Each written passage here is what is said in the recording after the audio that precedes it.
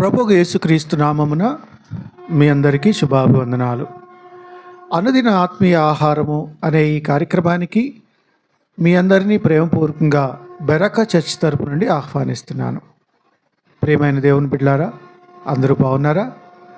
దేవుడు మీ అందరినీ ఆశీర్వదించాలని ప్రతిదినము మీ అందరి కోసం ప్రార్థన చేస్తూ ఉన్నాం. గమనించండి, 2006లో నేను ఒక స్టూడియో పెట్టాను. రికార్డ్ చేయటానికి దేవుని సేవకులు కరీంనగర్ నుండి ఒక బిషప్ అయ్య గారు వచ్చారు. ఆయన పేరు ఆమోస్ అయ్య గారు. ఆయన స్టూడియోలో రికార్డ్ చేస్తూ ఉన్నప్పుడు ఒక మాట చాలా ఖచ్చితంగా చెప్పారు. ఆ మాట విన్నప్పుడు నాకు చాలా సంతోషం వేసింది, ధైర్యం వచ్చింది. ఆయన ఏమన్నాడంటే, ఈరోజు మీకు తెలియచేయాలని నేను ఆశపడుతూ ఉన్నా. వాక్యం చెప్పేటప్పుడు ఒక మాట చెప్పాడు. నీవు నిజంగా ఆశీర్వదించబడాలంటే ఒకే ఒక సూత్రం ఉంది. అదేమిటి అనంటే, పరిశుద్ధుడిగా ఉండాలి, 10వ వంతు ఇవ్వాలి అని చెప్పాడు. ఈరోజు దశమ భాగాల గురించి చర్చిల్లో మాట్లాడితే అదొక పెద్ద క్రైమ్ లాగా, దాన్ని రీల్స్ లాగా చేసి చూపిస్తూ ఉన్నారు. అది ఒక పెద్ద కానుకలు అడుగుతున్నారు, లేకపోతే ఇంకా ఏదేదో చెప్తా ఉన్నారు.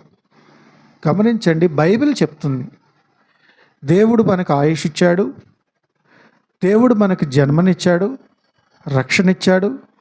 మనం ఆత్మీయంగా జీవించబడటానికి దేవుడు ఒక సంఘానికి మనల్ని అటాచ్ చేశాడు. కాబట్టి ఎలాగ నువ్వు సంఘంలో ఉన్నావో నీవు ఆ సంఘానికి దశమభాగం ఇవ్వటానికి ముందుకు రావాలి. ఇది నేను చెప్పేటువంటి మాట కాదు. నీవు ఆశీర్వదించబడాలి అని అంటే నీవు దశమభాగం ఇవ్వాలి. అంటే ఒక దశమభాగం ఇస్తేనే ఆశీర్వదించబడతామా అంటే కాదు. ఇక్కడ ఎవరు దయచేసి కన్ఫ్యూజ్ అవ్వద్దు. ఇదేంటి అని అంటే, మొదట నీవు పరిశుద్ధుడిగా ఉండాలి. దేవుడు నీ దగ్గర నుంచి కోరుకునేది పరిశుద్ధత. పరిశుద్ధత నువ్వు కలిగి ఉంటే నీ అర్పణను దేవుడు అంగీకరిస్తాడు. దాని ద్వారా నీకు దీవెన వస్తుంది. నువ్వు పరిశుద్ధంగా లేకుండా నీవు తీసుకొచ్చిన 10వ వంతు ఆయన తీసుకోడు. నీవు అనుకుంటావు తీసుకుంటాడని. నీకు రావాల్సినటువంటి ఆశీర్వాదం డబ్బుల వలన రాదు. నీకు రావాల్సినటువంటి ఆశీర్వాదం నీ శుద్ధ హృదయంతో రావాలి. దేవుడు ఒకే ఒక మాట చెప్తా ఉన్నాడు. బైబిల్ వృత్తాంతం అంతా కూడా చూడండి, పరిశుద్ధ గ్రంథం, పరిశుద్ధ గ్రంథం, పరిశుద్ధ గ్రంథం. మనము చదివేటువంటి గ్రంథం పేరు పరిశుద్ధ గ్రంథం. దేవుడు స్పష్టంగా మాట్లాడుతున్నాడు, నేను పరిశుద్ధుడను గనుక మీరును పరిశుద్ధులై ఉండండి అని చెప్తున్నాడు. అంతేకాదు, కొత్త నిబంధనలో పౌలు ఒక మాట చెప్తున్నాడు, నేను క్రీస్తును పోలి నడుచుకొనున్నట్లు మీరు నన్ను పోలి నడుచుకొనడి అని చెప్తా ఉన్నాడు.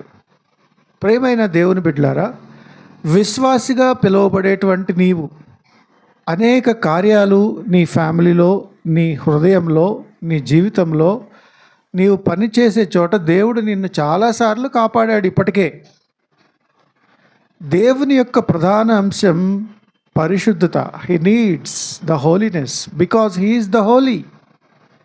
ఇక్కడ వాక్యం ఏమని సెలవిస్తూ ఉందంటే, నీవు పరిశుద్ధంగా ఉండాలి. దేవునికి నీవు చెల్లించాల్సిందే. ఎందుకు చెల్లించాలి అనంటే, దేవుడు నీకు ఇచ్చాడు, కృతజ్ఞతగా నీవు దేవునికి చెల్లించాలి. చదువుదాం. సామెతల గ్రంథం 3వ అధ్యాయం 9వ వచనంలో ఇలా రాయబడి ఉంది, నీ రాబడి అంతటిలో ప్రథమ ఫలమును నీ ఆస్తిలో భాగమును ఇచ్చి యెహోవాను గణపరచుము. దేవునికి డబ్బులు తక్కువై అడగట్లేదు. ఎప్పుడైతే దేవునికి అందించాల్సింది నీవు అందిస్తావో దేవుడు నీ అవసరాలను తీరుస్తాడు. ఇంకొక మాట మనం చదువుదాం. లేవికాండం 27వ అధ్యాయం 30వ వచనం ఇలా ఉంది, భూధాన్యములలోనేమి, వృక్షఫలంలోనేమి, భూఫలములన్నిటిలో 10వ భాగము యెహోవా సొమ్ము, అది యెహోవాకు ప్రతిష్ఠితమగును కదండి. నీ దశమ భాగము దేవునిది.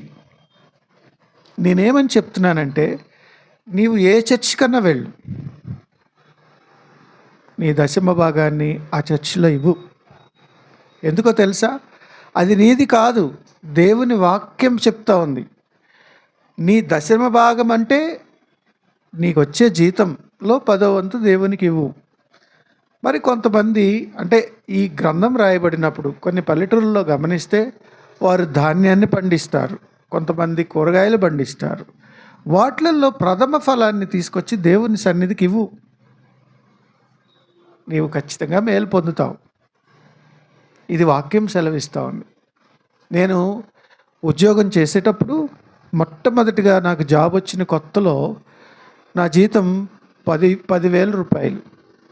10,000లో 1,000 రూపాయలు తీసి ఇవ్వాలంటే చాలా ఈజీగా ఇచ్చేవాడిని. పోతే పోనీ 1,000 రూపాయలు, 9,000 మిగిలినాయి కదా అనుకునేవాడిని.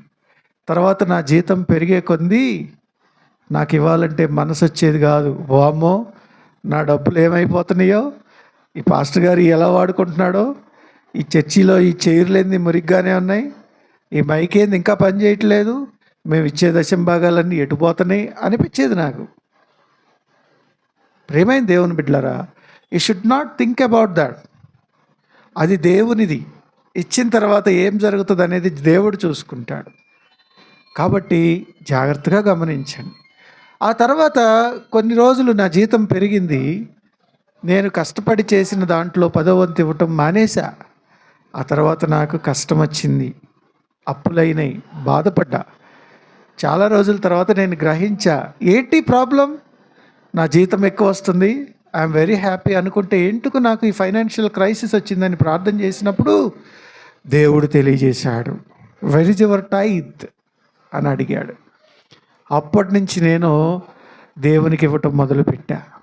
దేవుడు నాకు ఏ వస్తువు ఇచ్చినా, ఏ డబ్బులు ఇచ్చినా, నాకు ఎలాంటి బెనిఫిట్ వచ్చినా దేవుని సన్నిధిలో కుమ్మరించటం నేర్చుకున్నా. దేవుడు దీవించటం మొదలుపెట్టాడు. ఈరోజు ఎంత ఉన్నతమైన స్థితి ఇచ్చాడో. ఎప్పుడు జీతం పడుతుందా, ఎప్పుడు 10వ వంతు ఇద్దామా అని ఎదురు చూస్తూ ఉంటా.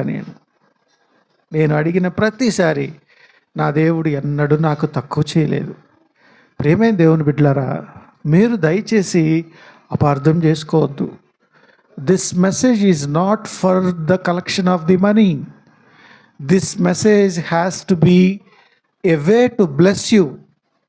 ఈ వాక్యము నిన్ను ఆశీర్వదించబడటానికి దేవుడు ఇచ్చినటువంటి తలంపు.